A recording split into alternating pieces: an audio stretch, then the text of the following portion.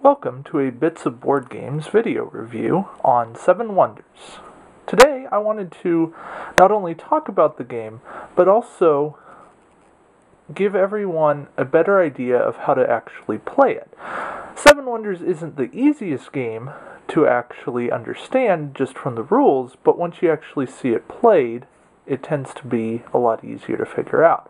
So, I'm going to go through step by step and explain how everything works and a little bit of the strategy and some of the ideas that you should be trying to grasp in the first time you play it, and hopefully you will enjoy it.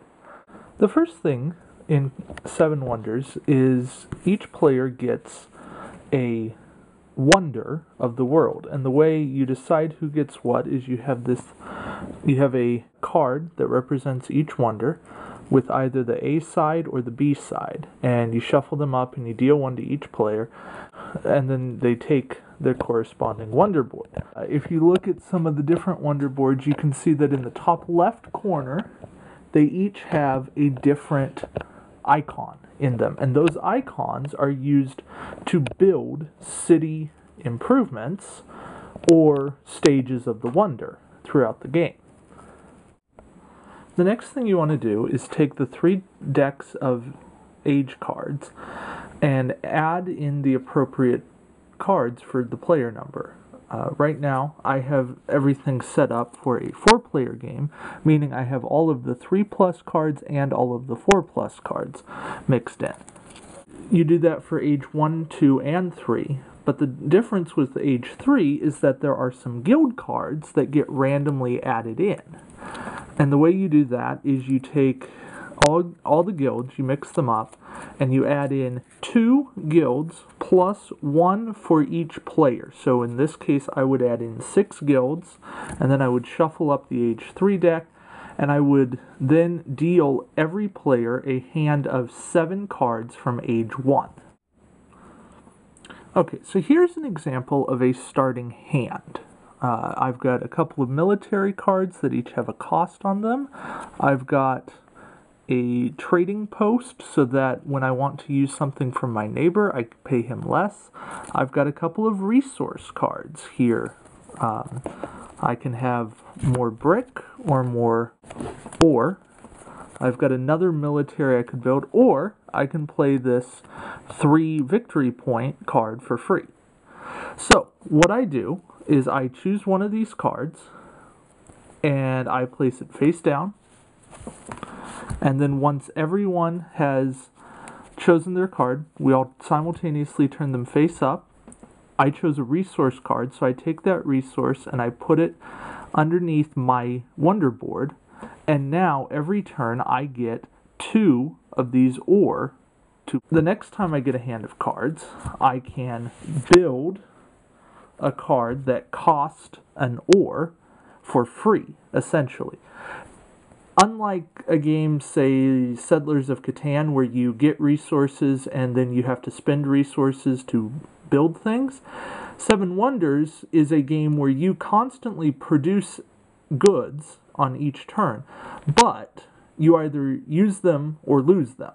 There's no banking. Say it's my second turn, I can then play this 1 military card out in front of me, and now I have 1 military when it comes to the end of the age and everybody fights. What I neglected to mention is that after you choose a card, you have to pass your hand. So the hands will constantly be getting less and less and less, meaning your choices are fewer, but you also have some idea about what your opponents might take.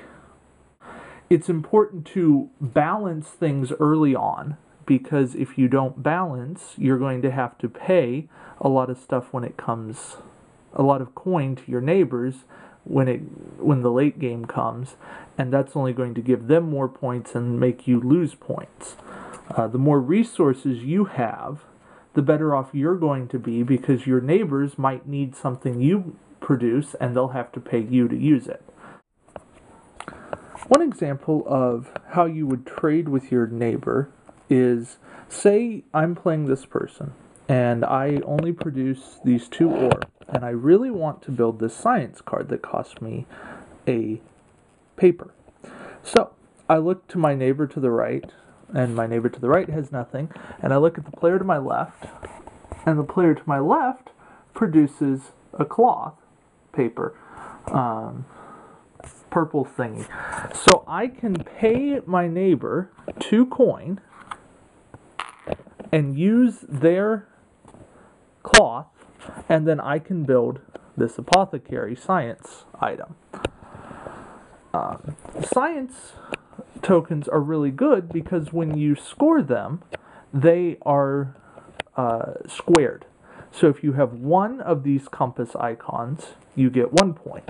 But if you have 2 compass icons, you get 4 points. If you have 3 compass icons, you get 9 points. If you have 4 icons, you get 16, and so on and so forth. Also, there are 3 different types of science icons, and for each set of icons, you get 7 points. So if you have 1 of each, you get 7. If you have 2 of each, you get 14, and so on and so forth.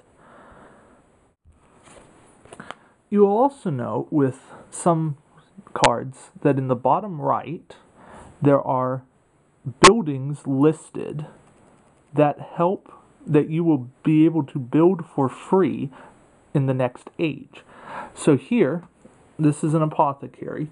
So if I look at the stables card and the dispensary card from age 2, and they are right here, you can see that they are age 2. They each have a resource cost, which you would have to pay if you didn't have the apothecary.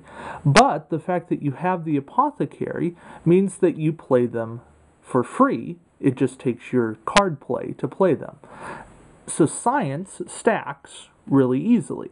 And you'll also notice on the dispensary that it builds a lodge and an arena for free in age 3. The stables don't build anything for free, but you just got 2 military because you had an apothecary. So it's really good to look at cards as you're deciding what to buy based on what they can help you get in the next age. Here's an example of what a 4-player game might look like at the end of age 1.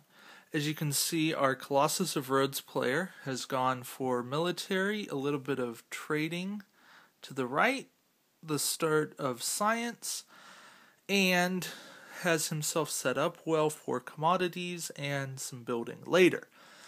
Our Ephesus player went a little heavier on science, has the East trading post, and has a lot of resources going for him. Our Halicarnassus player went high military, little bit of science, had to get some coin in order to afford things, and has a couple of resources. And our Giza player, heavy resources, went for victory card, easy trading on commodities, which will allow him to be able to build stuff later, and a little bit of military. So,